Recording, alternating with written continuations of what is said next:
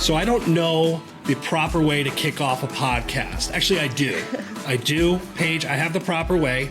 I have here a beer, and this is my mic. I don't know how good that sounded on your end, but we've officially started No Puns Allowed. Cheers. No puns allowed. Cheers. No puns allowed. We'll talk about the name, what we're doing, but first, Adam Kramer, Paige Kuhn. I've been working on the last name, just 24 hours, no big deal. Good to see you. Good to talk. We've talked GChat, like our primary communication format, I'd say over the last, 5 years is GChat. But now that we are here, we have a podcast. Emotions. What are they right now? I feel like this was just like destined to happen. I know anyone who is listening to this that knows both of us knows that we have obviously been working together at Bleacher Report for the last couple of years as editor and writer. But I think just when I first started Bleacher Report, I was a huge fan of what you wrote, and then it turned into me working with you and being able to do all of that. And I feel like we have just grown into this like buddy football thing where like whatever we're doing on a Saturday, I mean, we're always in communication for work reasons, but it just has turned into the most beautiful thing. And why not turn it into a podcast? Yeah, people can listen in. You are my boss, pretty much. I'm drinking on the job. But yeah, so we both work at Bleacher Report. We write content. We'll talk about that content too. Locks of the week. And I guess we should, I've wanted to do a podcast. Many moons ago, we did a gambling podcast, the On the Line podcast, which people still kind of like. And in part of that, it was a beer of the week, which we'll probably get into, and just picking games. But really more so, this is the greatest sport on earth, and we both love it for its weirdness and its quirks and its imperfect nature. At least that's why I love college football and also gambling. I love that too. Yes. And this is a space where we can have it be and morph into whatever the hell we want it to morph into, and that's kind of the plan. So it's been a long time coming, even though this has come together quite honestly in like 5 days. Yes, you're honest to God, this has literally been like a fire drill of a podcast and getting it together. People were like, because obviously I was on a podcast prior to this and it ended, and people were like, what are you doing? And I was like, well, I'm doing a podcast with Adam Kramer, and I learned that yesterday, and I'm telling you all today, and this is happening. It's happened very fast. Like you said, if you're looking for a very, very serious podcast, this is the wrong one.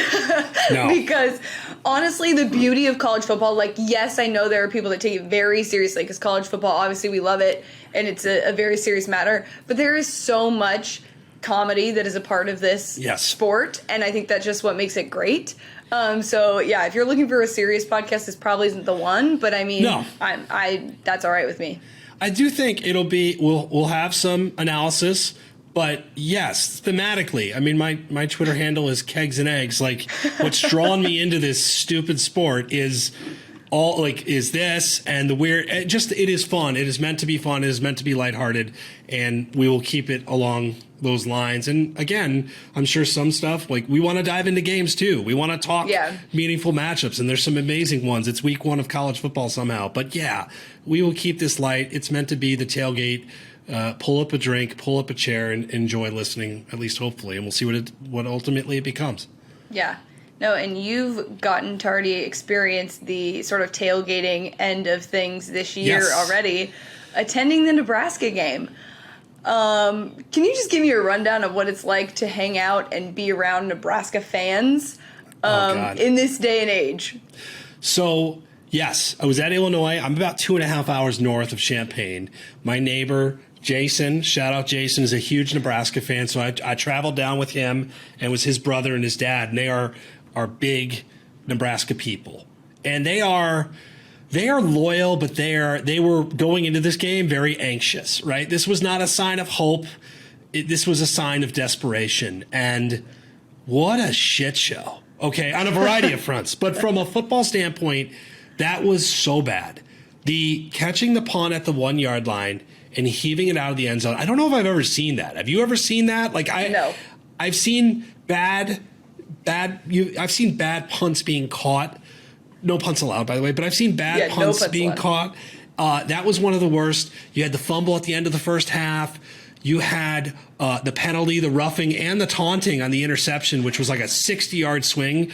So, and then you have Scott Frost after the game or earlier, in the week saying basically Illinois came out in a new formation. And at that point, we didn't really, I'm paraphrasing here because it wouldn't be that bad, but we didn't really know what we were doing. Holy shit. A coach actually said that out loud. Like, that's happened before, but you don't say it. You just don't. You just don't say that. So can I say, though, so it was very depressing. By the third or fourth quarter, these guys have talked themselves into Tom Herman being the next coach. And like, how are we going to pay this buyout? Like, they're GoFundMeing the buyout. It was getting bad. They want to help the NCAA out with infractions. So, and then the walk home, I don't think you and I talked about this. We had to walk by the fraternities, right? And it was like a legitimate walk of shame. Like, my buddy, they flipped their Nebraska stuff inside out. Like, it was depressing as all get out. And we're just being yelled. I haven't been heckled in years. We were heard some hellacious things as we were walking out from college kids. I felt very insignificant in that moment, but I had a great time, by the way. Great time. I imagine it was fun. The heckling part, probably not so fun. I don't know that there should be much concern about the buyout, though, because 2 of their donors bought tickets to make sure their sellout record stayed.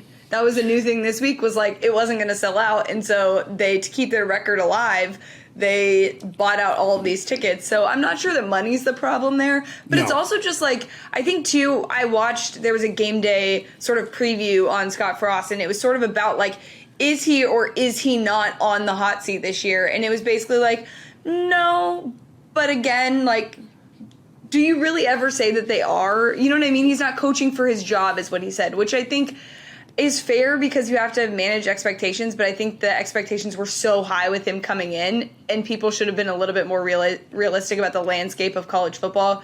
Going from a school that wasn't necessarily hurting, and it's not hard to recruit there. And not to say that, like, Nebraska hasn't been a powerhouse at one point, but it's not the same as recruiting kids to Florida. You know what I mean? There's a lot of other factors that factor into this besides the atrocious coaching job so far. But I do think this year he did say, he was like, okay, I'm actually going, these are my guys. Because I think a lot of college coaches like use that excuse of like, oh, let me get my guys in here. Everybody's buying in. It wasn't a good first setup for his guys buying in. No, is he on the hot seat? You'd have to say yes, because this is incredibly broken. Like, when you go through what was unacceptable with Bo Pelini, and I get a lot of that was just facial expressions and donors were tired of looking at him. But he won at a respectable clip, like, compared to this. So he's owed a lot of money.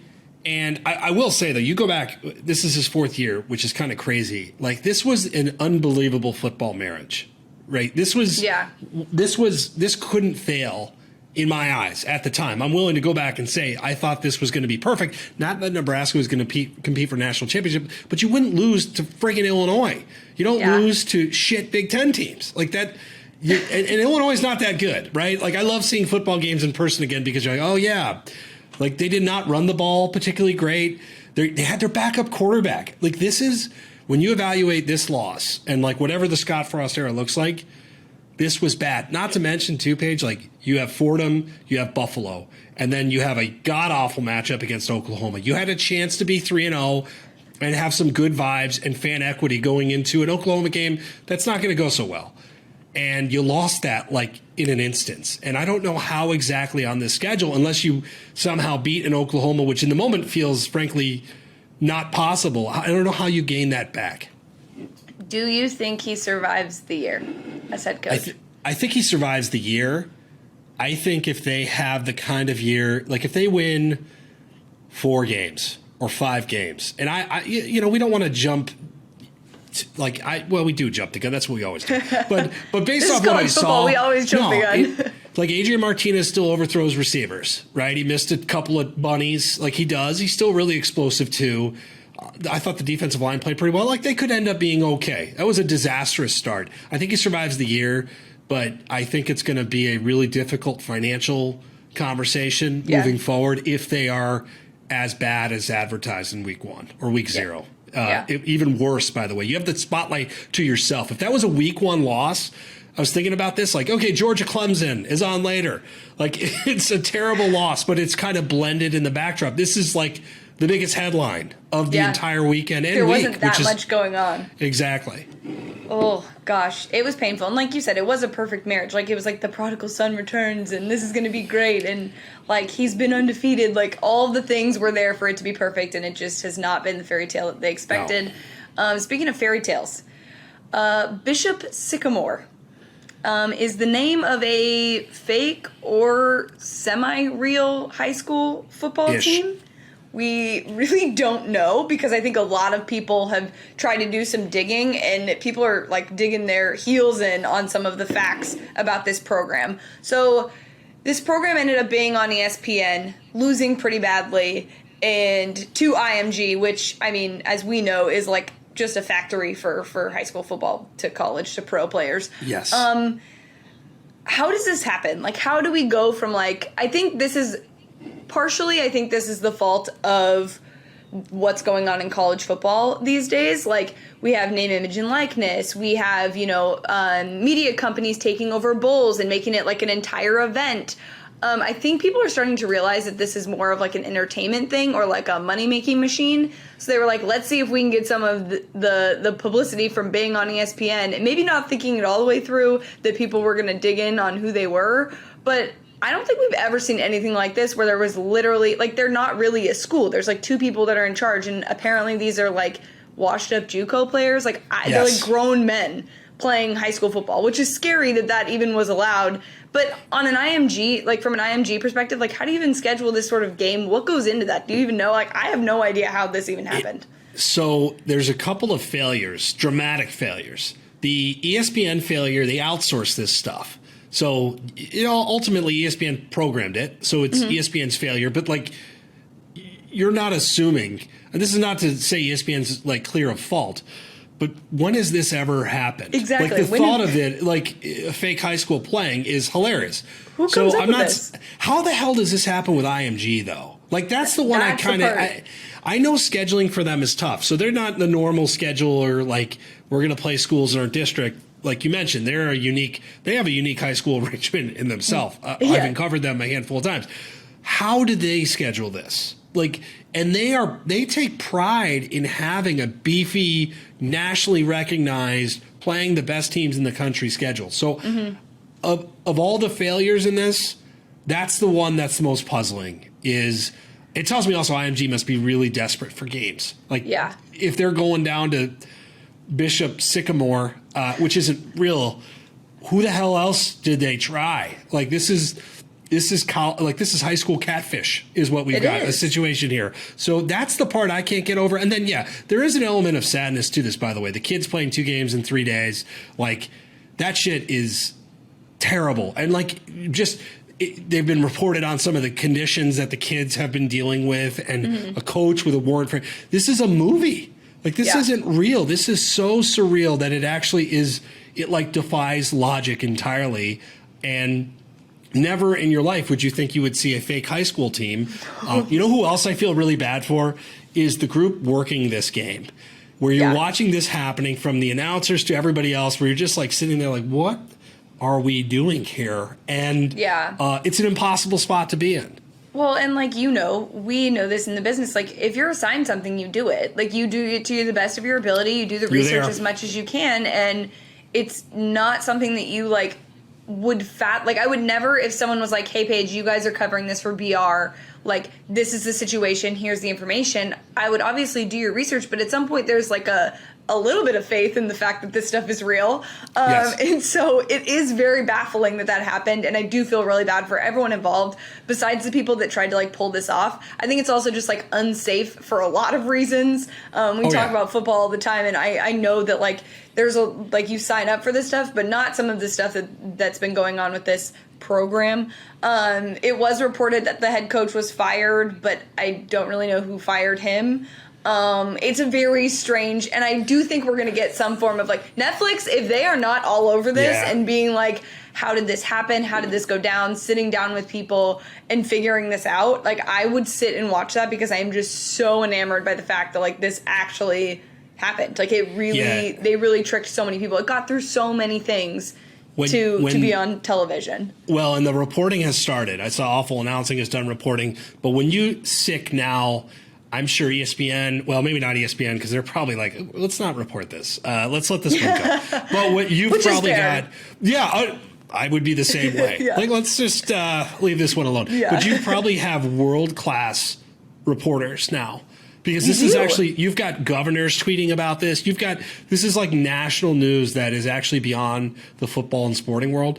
And once you dig in, the details are probably going to get weirder and worse. And it's on now. Now people Yeah. have a chance to get after this story, and they're going to find it. Yeah, I mean, if this was solely about like fame and making money, everybody involved with Bishop Sycamore is going to make money on this because, Yes. like I said, like Netflix is probably calling, HBO is probably calling because they want the first-hand account of how they. One, someone's going to be like, haha, I pulled it off. The other people are going to be Yes. like, I can't believe I was duped. There's so many parts to this that are I going know. to be Hollywood worthy, and I know eventually we will get that. But transitioning more into college football, I cannot. Speaking of believe- Hollywood. Speaking of Hollywood, Zeb Nolan is the Nope. starting quarterback for South Carolina and was a grad assistant as of a couple weeks ago. This is a story that we should have wrote, okay? I'm just going to say it, right? Like, this is back in the heyday of feature writing. This was it. This was like the pitch where we'd be like, oh my God, is that really happening that a grad is like a coach to starting quarterback? Like, Well, I mean, yes, that sounds very, like, the headline very much sounds spicy. The thing we do have to note is that he did play college football, like, just a couple months ago, so he's not like this rusty old dude who's coming out of nowhere. don't kill the headline. But- Now it's But it is weird that he was like, he thought he was done, and then now they're like, oh, by the way, because their projected starting quarterback is hurt and supposed to be ready for week 2, but this is still going to be, I mean, people were talking about this immediately. It happened pretty early West Coast time, and I woke up to the news of it, and I was like, first of all, is his name real? Zeb Nolan? Okay, Zeb? that's Zeb. That's I who don't we're know many going with? Zebs. I don't Yeah. either. But I mean, if you're Shane Beamer, I listened to his press conference about it, and he's like, "We're not asking him to win the game." I'm like, okay, well, that seems like maybe something. Put me in. Yeah, Okay. I'm like, interesting. I am really happy for Zeb, okay? If that's his real name. I'm Yes. very happy for him because it's a really tremendous story to get from that to go back. I am also, if I'm a Virginia Tech fan, I am curled up in the fetal position. Good God, what is this year going to look like? Most likely. Yes. If it reaches South Carolina, but yes. Yeah, if you get this, if this is on your bingo card, grad assistant to starting quarterback, and I know you got College injuries, football. you're usually in deep shit. Yeah, Okay, like fake- that is not a formula for success, other than probably a lot of clicks and content, and maybe a good movie out of it one day. Yeah, if your fall great. football bingo card had fake high school playing on ESPN and a grad assistant starting at quarterback for a Power 5 team, you're winning. You're very, very close to winning. It just seems like an odd thing. I don't think it's a great start necessarily for like a first year head coach to be in the position of like, hey, the first game that we're playing, I had to start a grad assistant. And I hope for our sake and for the content's sake that he actually plays pretty well. Like, I looked up some of his stats and stuff from the schools he played at prior, and it didn't look fantastic, but I'm hoping for the best. It's a tough job that Bieber. I mean, it's a really tough job when you look at just all the programs and resources around you. We've seen them have some limited, like I'll call them blips of success, right? Because the problem there, though, is it sustainable? You really need to lock in, because if you're going to compete with programs that have so many other resources, and when you have, normally you won't have something like this. In year 2 or year 3, he will not have to deal with something like this. But this does highlight just, again, the obstacles ahead for this program. I thought the hire was good. They were kind of boxed into the corner. They didn't have a lot of really great options at the time. This seemed like the best of a lot of not great options. But this is suboptimal. Other than, again, maybe a Netflix movie one day about Zeb. And, I hope he play. That said, if he plays well, can I write about this on Saturday? Like I'm hoping if he plays well, like this would be an amazing story to write, and I will gladly eat my own words on this, because it would be really cool to see him actually ball out and do really, really well this year. So we're we're obviously we should have mentioned this at the top of the show, but this is the nature of starting things so quickly. We are doing this once a week, and it is going to come out on Thursdays. By next Thursday, Adam will have a written piece published on Bleacher Report probably about this if they win, and he does well. That will definitely be something we will have to talk about, and I'm sure all of college football will be talking about. But you're right. I mean, this situation, being a new coach in the SEC is hard enough. So this is just a very tough thing to have to come into, but it's brutal. SEC quarterbacks, specifically Alabama quarterbacks, have been making headlines because 3 of the last couple Alabama quarterbacks, Mac, Tua, and Jalen, are all QB1s for NFL teams now. We used to talk often in college football, I say we, I mean collective media, about the fact that Alabama quarterbacks were game managers, and again, that's not really a knock. It was more just you didn't need an elite quarterback to win national championships or do these things. But I think the official death of the game manager Alabama quarterback is upon us, and this is it because these 3 obviously have proven that, and then now we've got Bryce Young who is ready to step up and be the guy.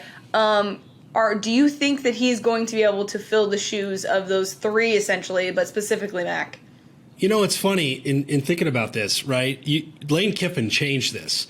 That Greg McElroy and A.J. McCarron, Jake Coker, I think he changed his first name. I don't remember. I talked to Jake, nice guy. They were certifiable game managers. Nick Saban wanted them to just hand the ball off, and Derrick Henry was going to run it 40 times down your throat, and good luck. And then Lane pushed Nick. And we will get Lane on here at some point, by the way, and that'll be great. And then you handed the ball literally. That's corny. But you gave it to Steve Sarkisian, and he took it to another level, quite honestly. Mm-hmm. And granted, having the wide receivers they've had in the last 4 years, when we talk about these quarterbacks, that wide receiver group that they had at Alabama, I think pretty much is better than any of the wide receiver groups that any of these wideouts are actually on. I think what's cool about this, though, when you look at the 3, and even sizing up the picture of the 3 of them together, they're very different players. Yes. Very different players. They've got very unique personalities, and they did it all with their own style and success. And I think that part is really cool. And by the way, Bryce Young is going to be a much different version of this, too. He is not. He is small. Tua is not a big guy, but Tua is 6'1", 6'2". Bryce Young is maybe 6 feet. I don't know what he's listed at, but he is tiny, and I think he's going to be a little bit more of a chaotic player, not in a bad way. But Mac Jones was a guy that stood back there and just picked people apart and would do one read. But when your one read is Devontae Smith or Jalen Waddle, what the hell else do you have to do? I think it's going to be a little bit different for Bryce. Now, we've done a story on Bryce. We've talked to Bryce's dad before heading into last year. Remember that? I was thinking about this heading into the pod. We were talking, is Bryce Young gonna conquer this starting job? Well, no. Mac Jones did, and he's awesome. And he's been amazing, it looks like, in the preseason. Good for him. He's a starter. So I think it's amazing to see all 3 of these guys get their cracks. And I'm really excited about Bryce Young. Talking to the people that were close to him, he definitely looked raw last year, but of course he did.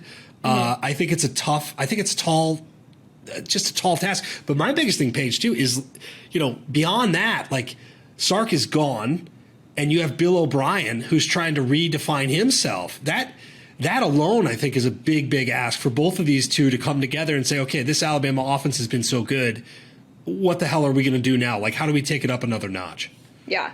No, and I appreciate that Coach Saban has adopted the adapt or die situation and really made the most of it, despite him, mastering, one way of doing things for so long. and sort of doing things that way. But I mean, one, I'm very happy for Mac. Like, I just have to say that I think out of all of them, the draft situation for him was a very weird situation with a lot of different rumors going around and a lot of people throwing a lot of shade his way. So I hope that, and I also, he fell into the perfect position. I mean, it was like destined, just like you and I doing this pod, it was destined for him to be with the Patriots. So I am very, very happy for him on that front.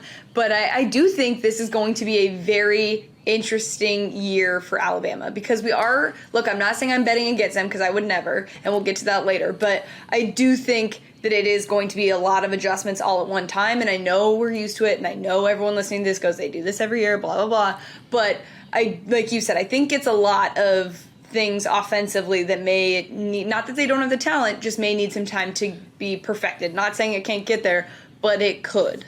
It's just, and I've said this, like when Alabama wins the national title this year, Alabama fans are going to be up in my shit and telling me how wrong I am, despite the fact that I've probably wrote and spent more time in Alabama and wrote more features about this program than any in the last 5 years. But I think it's more of a respect to the players that they've had. Mm-hmm. Like when you think about, and this is tough. You've got a Heisman winning wide receiver. You've got a top 10 wide receiver. You have an all-time running back in Najee Harris, who was spectacular for them. They had the best O-line in football last year. They lost those pieces. You lost a shutdown corner. You lost a first-round quarterback. You lost a lot. I mean, you lost a lot. And you lost your offensive coordinator who really transformed all of this thing. So it's Alabama, so it's almost hot takey to say, like, hey, they may not be as good. Yeah. And then and they're the betting favorite in this by a significant margin. They've earned all of this. But I think it's reasonable, despite the fact that I think Bryce Young's going to be awesome. I think it's going to take some time. I think it's going to take a little time for them to mesh, and I don't think that's necessarily a bad thing. Like, that's just the way it is. It's just Alabama makes superhuman performances just feel normal. And maybe they'll do it again. This is Nick Saban, after all. Yeah, I never, like I said, there are two rules I have in betting. It's never bet against Bama, which I'm going to do later, sadly, and never bet against Tom Brady. So those are my two betting rules, is to never bet against Tom. I love that your first rule, you just completely break it. Yeah, that's really what's about to happen. But there is a lot of new for Alabama, but in college football in general, there are a lot of new head coaches. I shouldn't say new head coaches, I should say head coaches in new places, because there are a decent amount of familiar faces. But in terms of guys that are in year one with a new program, who do you think sort of is set up for success, and who do you think is really going to need to be careful with this year and make sure they make the most of it and could potentially be on the hot seat, really? So it's hard. It's really these jobs. We talked about South Carolina, and you look at Tennessee with Josh Heupel, and you look at Clark Lee and Vandy. These guys are, I don't want to say set up to fail, but their environments are so much harder because around them there are established coaches, there are more resources. Like they're really difficult situations. Brian Harson's an interesting one at Auburn too. And he has not had, by the way, the cleanest start to this whole thing. No. With COVID and everything else. And that's being polite. Yeah. We wrote about this. I think Steve Sarkisian, that guy has been quite literally to hell and back. Hell of his own creation, which he would be the first one to admit, or issues that he has had to deal with. I think he's going to really maximize this next opportunity at Texas. If you listen to this guy talk football, it is like Picasso, the way he sees it. And I think, the Big 12, well, shit, they're going to be in the SEC. That's right. But he's got some years potentially to get a little, rack up some wins. I just think the schedule is conducive to win more games. They have to find a way to get over that hump. But I like a lot of their players, Bijan Robinson. I just think he enters a foundation. Like, Tom Herman was not perfect, but the cupboards are full there. Like they've done a pretty good job recruiting. Yeah. I just think when you look at who enters what, that seems like the cleanest spot for me. I'm not sure how you feel. That said, though, it's probably the most pressure too. Yeah. Right? Anything underperforming, and he's going to hear it like immediately. Yeah. I think for Sark, the big thing too is that we're going to know early how good this Texas team is, because they don't play slouches even in their first two games. I know people are thinking, Arkansas, Absolutely. What are you talking about? But I mean, they've got a good thing going in Arkansas. So I would not look past that. I would make sure that they're paying attention to that game and not looking forward on the schedule, because Agreed. That could be a tough one, and they obviously play a ranked opponent for the first week. So I think we're going to know early how that goes. I think there is the most pressure on him to do well.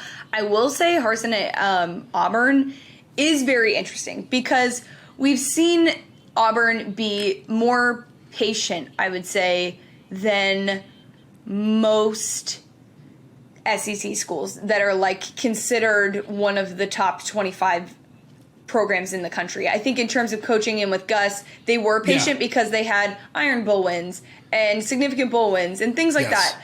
And it wasn't necessarily the caliber that they wanted to be at, but they were very much more patient with firing him than most programs are. So I am kind of curious to see how patient they are for Harsin now, because I feel like, especially coming from this might just be like and I can say this because I'm from the West Coast and have seen how SEC fans take this.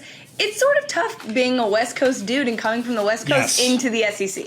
You sort of like obviously anticipate that this is going to be, exciting and like people take it seriously, but I don't think they know like exactly how difficult. I'm just going to use difficult as the word. No, it's not a bad thing. It's just a very different thing. And like the SEC logo being, it means more, like it really does. Like I'm not trying to say that just because to pump up the SEC, but it really does mean more there.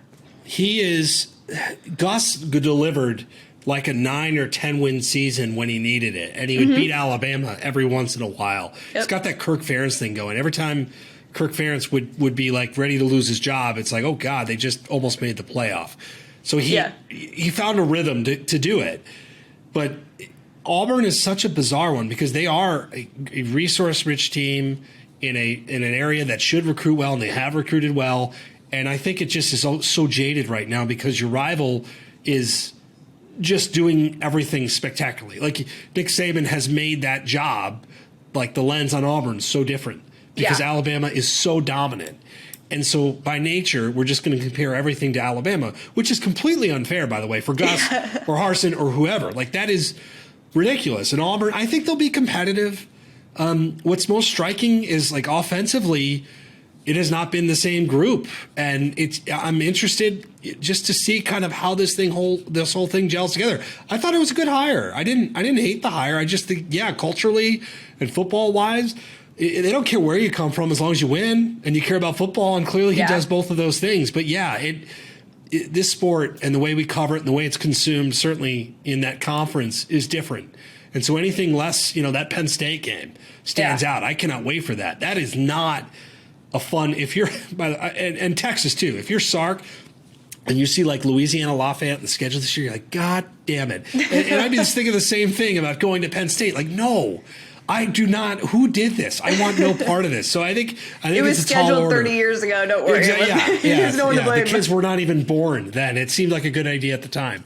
But yes, it's going to be a tall order for all of them. A lot of new SEC head coaches, obviously, and there's good reason for that because the expectations are goofy. Yeah, and also I think he's solidified himself as a football guy with the whole taking the elevators are only for injured players and to take the stairs. So, I mean, he clearly, there wasn't a knock on him to say that he's coach in the West Coast and all of that. It was just more, the stakes are a little bit higher. And a perfect example of it meaning more in the SEC is when you give a coach that you are already paying a lot of money. And when he signed his deal, I'm referring to Jimbo Fisher here. When he signed they know. You don't even need to say the name. Yes. Yes. When he signed his deal, all of us were like, what? Like, that's really, okay. Like, sure, nothing's happened yet. I'm just curious, like, what happens. So they gave him an extension. He is now the second highest paid head coach annually behind Nick Saban. I think he makes like $300,000 less a year than Nick Saban. What happens when they like make the playoff or like win? I think they are probably going to build him like a castle that's like made of gold with like a moat or something, because I don't know what else you can give this guy because they have given him so much money and they haven't really won anything yet. So I was thinking about this. You remember a couple of years ago, I pitched you a story. Hey, A&M is the future of college football. Yes. I want to go down there. We were going to head down there. Actually, I think it was a storm, like a tropical storm or hurricane. Like we were going to go a couple weeks later. So I had to change the trip. And then they lost. And it was like, oh shit, we can't really do that story anymore. And then go back week 1 of last year. They play Vandy and they look terrible. It was an ugly, ugly game that they could have lost to a team that was really bad. And the $75 million contract jokes are flying. We're talking like, what is wrong with Jimbo? And then, boom, like they turn it on. You lose to Alabama. You win a lot of really close, ugly games. Kellen Mond was good, but not spectacular. and here's a new infusion of cash. Now, here's my thing with coaches, Paige. This is not my money. It's not your money. This is donor money, and this is money from a school that is just stuffed the pocket. I mean, there's just money coming out of like every drawer, right? There is money all over the place. And I am always, whether it's a coach or player, get money philosophy. Good for you. I just find the timing of this one particularly interesting. Yes. And I don't care. And I think he's a really good coach, by the way. And I think he's actually a great fit there. And I really like them this year. I have them at 35-1 to win the national championship. I think they're good. I like that game against Alabama is about as excited as I am for a conference game this year. I still find it kind of funny that A&M almost like to be, look how much damn money we have, is just like, who gives a shit? Contract extension raise, hilarious. And yes, if he actually does win a national title, here comes $12 million a year. Like that's what it's going to look like. I mean, I remember you pitching me that story and you being like, Paige, there's so much money at Texas A&M when it comes to football. Like Texas in general, but they literally have so much money. And I wonder, part of me was like, okay, thinking about the timing of it, I know last year there was a lot of discussion about Texas A&M potentially being in if it was expanded and things like that. And I made Texas A&M fans very, very upset because I said that an undefeated USC team should get in over them, which obviously was like egg on my face. Thanks, Pac-12 in general for always doing that and making me look bad. But I think one of the things that I was thinking about was like, okay, was this like an incentive of like, hey, we saw that you got us here. Now here's a little extra. Get us to the next step. Like this adds a little bit more pressure, or do you think it's just like part of the gig and it's just one of those things? I just don't know where he would go. Like, that's the part. Like, who are you? Yeah, they are a perfect match, by the way, in terms of really personality and location and fit. That is just a perfect marriage. You usually don't do this unless a coach is like flirting like with another program, and the timing is kind of interesting. So he's got it going, recruiting, everything. Like this is going very well, and it's a financially good thing and a football good thing. And again, I think they're going to be really good. I think they're still probably a year or two away. It's funny thinking about the story we did. It was like, I was off by like a year and a half. But I think they're going to be. I think they're going to be great. So part of me is like, hey, the business of college football is booming, and if you're a school that can afford this, and goodness, A&M can afford this, especially with the crowds back and everything else. Yeah. Who cares? But his contract in particular has been this popular storyline. Like no matter what. It's been this $75 million fully guaranteed. It was like this completely unorthodox, unusual deal. So anytime he's going to get more money on a deal that was already historic, quite honestly, at the time, it's going to be a story. It is going to be a big topic, and it should be. That said, like I like him a lot, and I think they're going to do really well. And it's not just this year, but moving forward, I think they're set up to actually take a couple of cracks at national titles here, even with Alabama doing what it's doing. Yeah, I'm not as high as you are on them, and I am always very skeptical of them. And like I said, I've made their fans angry in the past. I think this year I'll piss them off and Georgia fans off the most, if I had to guess, which is not really hard to do. But if I were those donors and like people that are backing all of this, basically, I would figure out a way to get this money to the players so that like we're saying like our guys are making are making a ton of money as well. Not only our coach are we paying him, but like the guys here are making decent amounts of money. Like you're seeing like the kid who I'm blanking on his name, the one that went to Ohio State from Quinn. Quinn, yes. Quinn, $1.4 million marketing deal. Yes, you're seeing. He should be taking senior high school classes right now. God bless him. You're seeing Bryce Young make close to 6 figures, 7 figures, all of this stuff. It's just like insane to see all of this stuff. So you would think that they would use this on a recruiting standpoint, but eventually it'll get there. It's the first step of it. There are more drawers full of, I'm opening my drawer. I don't know if you can hear it. There are more coffers full of money to be had and ways to exploit NIL. And I'm sorry, exploit's a little strong, but that's what it is, right? To use it to your advantage. Take advantage. Take full advantage. of what's going on. And they will absolutely find those ways to do that. All right. Well, since this is a college football podcast, and the most controversial thing that happens during the year is the college football playoff and those selections, I figured we would do a preseason playoff picks and national champion picks. Yeah, I'm in. I had to make sure. I looked at my phone because I did do these yesterday for BR, and I'm writing about so much football that I have to make sure that I actually say the same. I've done that before where you're like a team where you're like on the fringe of flipping out. Like, oh, wait, you gave 2 different playoff predictions. That's not good. So who are your 4 that are in for you? Yes. Yeah. So I did some research on this. We're doing these community articles one of the questions that was really striking in one of the articles a couple of weeks ago was, give me a team outside who hasn't made the playoff before that can win the national championship.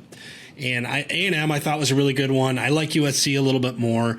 But as I looked into this, and of course college football is just going to break a 2x4 over my head and do something weird, I had this is very chalky, right? This is a long-winded way of saying I'm not proud of being as chalky as I am. Yeah. But I have Georgia, Ohio State, Oklahoma, and Clemson. I guess the most notable omission from that is Alabama, right? I think, and I wrote about this, and I like Georgia. They've had injuries, and we'll talk about the games itself. But to me, speaking back to what we talked a little bit earlier, I think just Alabama's departures are huge, and they'll be really good, and they're going to win a ton of games. I just think Georgia, finally, in this moment, can better them. So that is my 4. How different I'm sure you're somewhat different than mine, but again, the chalk looks very strong this year, so maybe not. Yeah, well, I told you that one of my number 1 rules is not to bet against Bama, and in this specific case, I did not. So I have Bama, Oklahoma, Clemson, and Ohio State. Very chalk. The chalkiest of chalk. So we're different on Georgia versus Alabama. That's it. Yeah. So I think I'm pretty confident in Oklahoma, Clemson, and Ohio State. Obviously, Bama is the one that I'm concerned about. I do obviously think that Georgia is not going to be... I just can't put my faith in Georgia. Every time that I thought maybe, they just have not lived up to expectation. And like you said, with injury now, like, they have it. They have the talent there. They can do it. But I'm just overly concerned on that every front. Georgia fan relates. They have been breaking hearts and souls forever. This is what they do. But I just think they have... It's very close, but they've out-recruited everyone, really, since Kirby Smart has arrived. That includes Alabama. Depending on where you look, it's probably different, but it's really close. And Alabama outdevelops everybody. I just look at this roster, and I think the quarterback, and I'll just go right into my championship pick. Georgia is my championship pick. Spoiler alert, and I'll tell you why. Because I think they've always been... Jake Fromm was fine. But Jake Fromm, I believe, just got cut in the last few days from the NFL. And, like, the NFL is hard. I think JT Daniels is a legitimate potential star. Guy that reclassified, by the way, was amazing in high school. Connections to Bryce Young, of course, in terms of Bryce Young getting to play because JT Daniels was able to reclassify and go. Ends up at Georgia, was injured last year, and looked really, really good. I just think they have a chance to really finally, once and for all, take over. And I think if they lose against Clemson, I don't think they are. I don't think it matters, Paige. I think by SEC standards, the rest of the road for them is not too bad. Okay. So that is basically you saying that you know that Georgia is going to be Alabama this year at some point, and that is... They're going to have to, most likely. And that's the SEC championship game. Yeah, because whether or not they beat Clemson and still have that one loss, I think it'll be fine for them. I think you're right, but I do think if they lose to Clemson, the rest of the year is going to be very, very nerve-wracking for them because they are going to fall a little bit because in terms of Oklahoma, I don't see losing to anyone. I mean, I understand they're going to be challenged. I don't think they lose to anyone. Clemson, outside of Georgia, like, again, that schedule sucks. I just don't see them being challenged. And Ohio State, same sort of deal. Like, I understand they have like a good Pac-12 team on their schedule, but I don't think that I think Ohio State out of everybody would be like the most challenged in terms of those 3. And that's why I actually picked them to be my national champion. I think I like that. Ryan Day gets his flowers, and this is his year to win as a head coach. And I'm all in on Ohio State, which I honestly, if you would have asked me last year, I would have laughed at that idea. But I do think that Ohio State's going to be the national champion this year. So if Clemson loses, I have them in my playoff, but if they lose this opener, it's not going to be easy because there are not a lot of opportunities to make an impression. Ohio State, meanwhile, plays Oregon. They get them at home, which is great. I'm with you. I think Stroud's going to be fantastic. The receivers are fantastic. The defensive line is going to be amazing. The offensive line is huge. I like this pick. And I think the gap between them and the rest of the Big Ten is widening, and it will continue to widen. When you look at the fact that their quarterback depth chart right now, like they have 3 quarterbacks that would probably start at any other school largely in the Big Ten if they were there. And I hate to say this. I hate to say this, but that's also another reason why I picked them, because durability and the season, and you just never know. Like, they have the best chance even if some things go wrong. They still have the depth there. That was sort of something that I looked at and went, okay, that sort of helps them out as well. I agree with you that the gap between Ohio State and everybody else in the Big Ten is huge, but it's also just so comical to see how many ranked teams are in the Big Ten as well. Yes. There's a lot of matchups. So it still looks, on paper, it still looks very good for them because they're still quality wins, even though they're far superior than these guys. That just goes to show you the gap between the best team in the country and maybe the 10th team in the country. There's still a pretty wide gap, and that's sort of why the playoff has stayed the way it has for a while. All for expansion, don't get me wrong, but I do think that is something that is interesting, that Ohio State will have more quality wins, if you will, because of the conference that they're in, but it's not necessarily a quality win if you're actually watching and doing the eye test, really. By the way, their 3 quarterback thing has worked for them before. Right. So hopefully it doesn't get down to that. But if it would have to, I would say they're probably more conducive to do that again, as amazing as Cardale Jones was right now than ever before. So it is interesting though with the playoff, and we're both this. It is conducive to just great teams beating the hell out of schedules that they should beat the hell out of. And the problem with the SEC, and you could make a case for A&M, Georgia, Alabama. You want to go down to LSU. I'm sure another team that I'm going to get pissed off because I'm not mentioning. It's hard. It's a gauntlet there. Yeah. So it'll be very interesting to see how that plays out. Well, and I'm sure, Iowa State fans and Texas fans are not thrilled to hear that I think that Oklahoma is just going to blow through the conference. But I really just think the gap is widening on those big powerhouses in certain conferences. And that's also maybe why we should let the top of other conferences besides the Power 5 ones come in and play in the playoff. And that's my pitch. Okay. Are you ready to gamble? Are you ready? Yes, I'm. Okay, so everyone knows that you're a big gambler when it comes to, we got your locks, we trust you. I should say you're a decent, if you were able to gamble. Yeah, if you were able to gamble and call it a legit skill, you would be decent at it, right? Yes. I do not particularly gamble that often, but it is such a big part of the sport now, and I also have helped other people gamble in the past couple of years and given them picks and won them money and not me any money. So I have decided to jump on the bandwagon, and I'm trusting you, but I did decide, so we are going to go through week 1 picks. I am going to pick one each week that I'm going to go against you, and then we're going to keep score and see who actually wins at the end of the season. So, yes. So you are, and look, when I do gambling, there are people on Twitter who are doing this for a living, who are watching lines and live betting and have power rankings that are amazingly good at this. To me, it's my eyes. I am a contrarian, and I love to get into some of the contrarian lines, and I have a couple this week, I believe.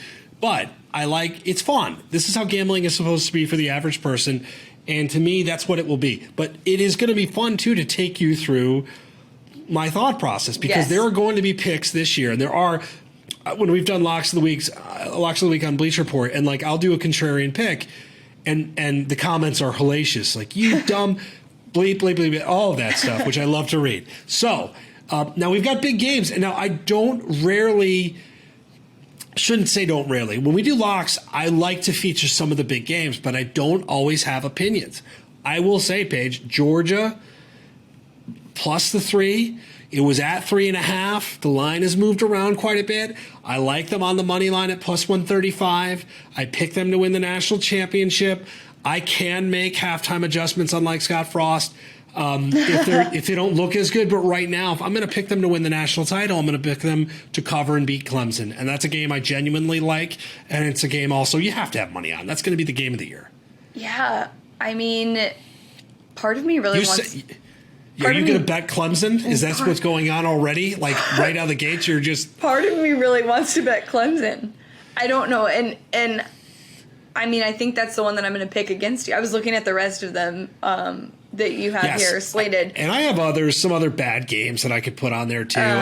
But no, I think I'm gonna take Clemson in this game. So you like Clemson. I want to ask you about something. Okay. Now, because this is your team. I went to Iowa most of the time, Illinois State, but Iowa's my team because Illinois State football we can't rally around that. You are Arizona through and through. You've defended their basketball coach at length on Twitter year over year. Your passion pours out of you, and I love that. But their football team's kind of a dumpster fire, okay? They've lost a lot of games in a row, and yet I like them. It was plus 11.5. It's plus 12.5 against BYU. I'm a Jets fan, too. Zach Wilson looks amazing. Their offensive line, which is incredible, has been gutted. I know Arizona has stunk. But outside that Arizona State game, which I had Arizona State, it was one of the greatest covers I've ever had. I think they won 70-7. They've been competitive or semi-competitive. Yeah, that was bad. 12.5 versus BYU. Am I crazy here? New coach, Jed Fish. What am I missing? Because this feels like a good bet to me. I think people are just going with like the safe choice and not giving Arizona the benefit of the doubt. I do actually have a decent amount of faith in what Jed has got going.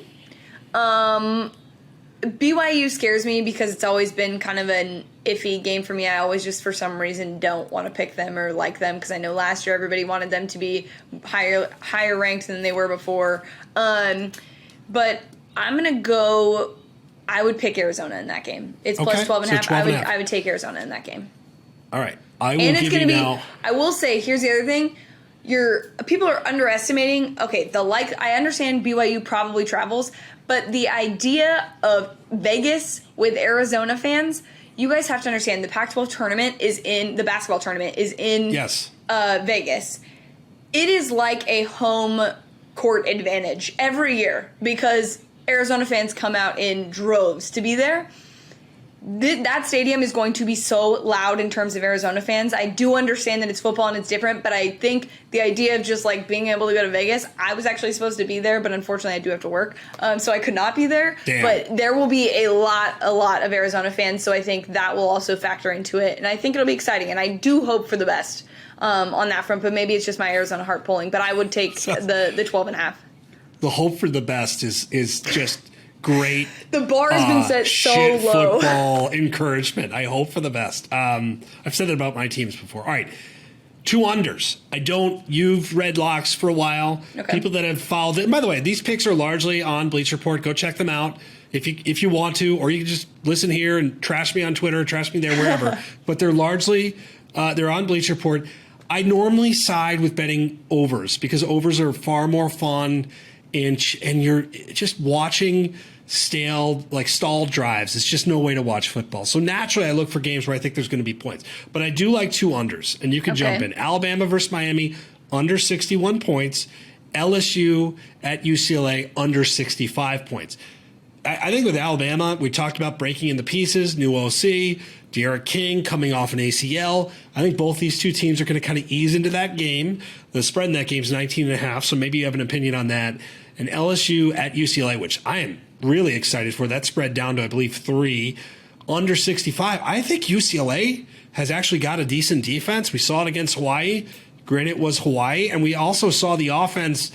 Yeah, they scored 44 points, but it was not – Dorian Thompson-Robinson wasn't great.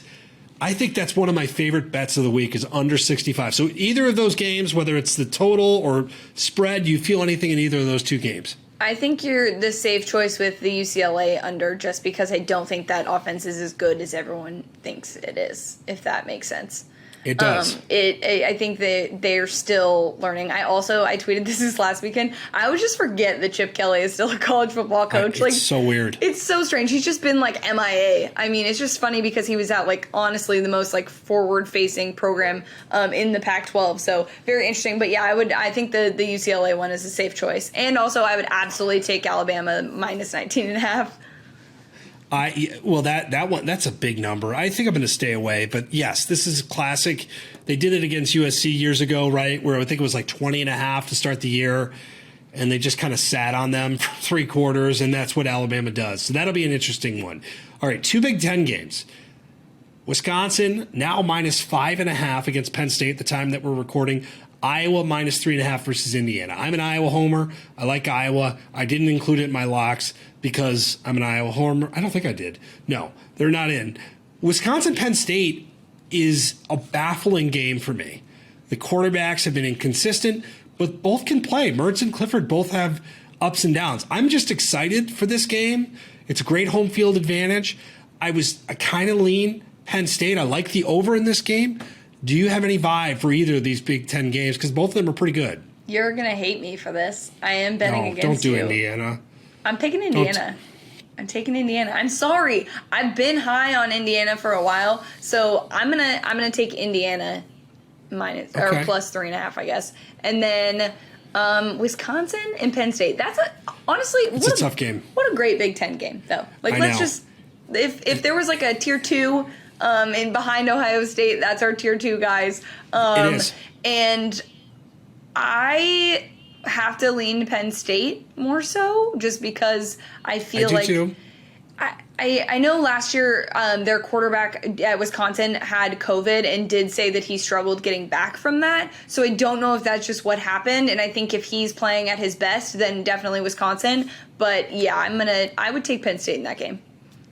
I agree. I'm a little sheepish about it, but I agree. And then the last one, I got a few more at BR, but this is the one I wanted to talk about because I think it's an awesome game to start that not enough people are going to pay attention to unless you're a Texas fan or you want to watch Texas lose. Texas versus Louisiana Lafayette. The line is down to 8. Just so people know, that number in the offseason was over 2 touchdowns. Granted, that was many moons ago, but that line is down to 8. Louisiana was awesome last year, won 10 games. Really, really tough. Beat Iowa State in the opener, trying to do it again. But Paige, I like over 58. I don't feel great about this line. I think if you're Sark, if you get by this game, you're thrilled. I think there's going to be points. Louisiana Lafayette has like a ton of people back. Really good, like quality college football offensive line. I think Sark's impact is going to be felt immediate. The reports I've heard for quarterback the new starting quarterback, have been great for them. Over 58, bring me points in this matchup. Yeah, I think it's going to be a ton of points, so I think hammering the over there is a good call. I am going to pick Texas minus 8. Like I believe that Sark is going to have a good start to this season. I think that this will not be a trap game for them. I think the Arkansas one is the one we have to watch out for, but I think they're taking this one seriously, and I think Sark gets a big stamp of approval in the beginning, and I hope Bijan just goes off absolutely crazy. I know. Let him run. Dude, let him run. Give him touches. It took a whole season, then they did it, and it worked out. Is there any other games on the docket, whether it's gambling or not, it is week 1, that you are excited about? Like, like there's some games on here, like guilty pleasure games, like Duke-Charlotte. I'm kind of excited because it's only a 6.5-point spread, and they lost by like a bazillion points last year. That's one I was looking at. There's a ton of games. Kansas State, Stanford is super interesting because it's kind of unusual. I even think Oregon State versus Purdue, which is like the least exciting football game ever said out loud, could be really fun. Offense, you got Ole Miss, Louisville. You got Notre Dame, Florida State. We got football for like 38 straight days, which is amazing. So is there any other game that you're looking forward to, whether you're betting on it or not? Probably won't bet outside the norm, but I just think all of them. Like, this sounds so weird, but I don't remember us having this good of a week 1 slate in a very long time. Like, there are a lot of top 25 matchups, and it's throughout the day. Like, normally we get the, like, later games or, like, 1 in the afternoon. Like, this is just a throughout the day. I think there are going to be games that are just absolute chaos and are going to be closer than usual. And I know, so, like, for those who don't know, like my job essentially is just to like sit around and monitor, and like a couple times it's like to reach out to writers and things like that, but most of the time it's spent watching games and also Twitter, and it's so entertaining to me to watch just the absolute like pandemonium when there's a game that literally no one cares about, and people just want to engage with the chaos of it. There's a crazy play, there's whatever, so I'm just mostly looking forward to that aspect of it again. Saturdays are long. They are. For us. They are. I've got family in town this week. I've got kids running around. I will be home. I've got the good setup in the basement. So it's going to be chaos, but it's going to be magnificent chaos. I missed football a lot. And when you think about COVID last year and no fans in some places, look at I forget who posted this on Twitter, but look at what the Labor Day schedule was last year. It was very sad. There was 5 games, no real notable teams. When you look at what we have, football, damn it, I will never take you for granted again. Yeah. Okay? I will never take you for granted. I am excited wherever, like Thursday night, Friday, Saturday, we got literally meaningful games for like 5 days. And as someone that works for it or covers it, gambles on whatever, I just want to watch it. So I'm excited, and it feels good to be talking about it. I wish I had more of these beers. So I don't really have any more. I found our game that nobody's going to care about that might actually be a little chaotic, and I'm going to take Michigan State and Northwestern, because that just seems like a game that would be so boring to watch just on like thinking about those two programs. But that game just to me screams, let's have something weird happen. It's a game that should be played like in November. It needs to be like 20 degrees for that game. Yeah. It's going to be beautiful weather. It's just not, going down the weird train. I'll give you another one. Somebody wrote this again at BR. West Virginia, or excuse me, Western Michigan, Michigan is one I at least have because if Harbaugh loses that, like, good God. San Jose State, USC. I liked USC this year. San Jose State was good, was legitimately good last year. I don't know why that game isn't getting a little bit more love. That team was no joke. So I think there's a slew of games that are going to draw our attention. I'm not exactly sure where they are, but there's enough landmines around that I think all of a sudden, we're going to be changing TVs second quarter, third quarter, saying, okay, we have to, we're going to have to do this and turn this on for a while. Yeah. I mean, I'm looking now at the full complete schedule of all FBS games, and it's just a thing of beauty. Even Nevada at Cal. That's a late night game. Cal, by the way, -3. Okay. But bonus pick. There's some fun stuff going on. There is. The chaos is beautiful. It is going to be a great week. That is our show for today. Thank you guys for bearing with us. This is very new, and we're excited to be doing this with you guys and having new episodes every week. We are on social media, no punts allowed, on Instagram and Twitter, so follow those. Subscribe. Hopefully this is up on Apple Podcasts soon. I know that's the one that takes a little bit of time, but it is on Spotify, so please follow us. Once we get on Apple, give us some reviews and tell us what you want to hear. Spam. Thanks for hanging out, Kramer. This is going to be fun. This has been a blast. Yes, share it, subscribe. It helps us. We're trying to get this thing going. We're going to be here for the season and beyond. If you guys have suggestions, hit us up. Let us know what you want to see, because we're just kind of leaning into this, and we could talk football for hours. So condensing this down is hard. But no, it's been fun. It has been fun, Paige. We will be talking this weekend to figure out what we're writing about, and then obviously in the weeks beyond. Let's football.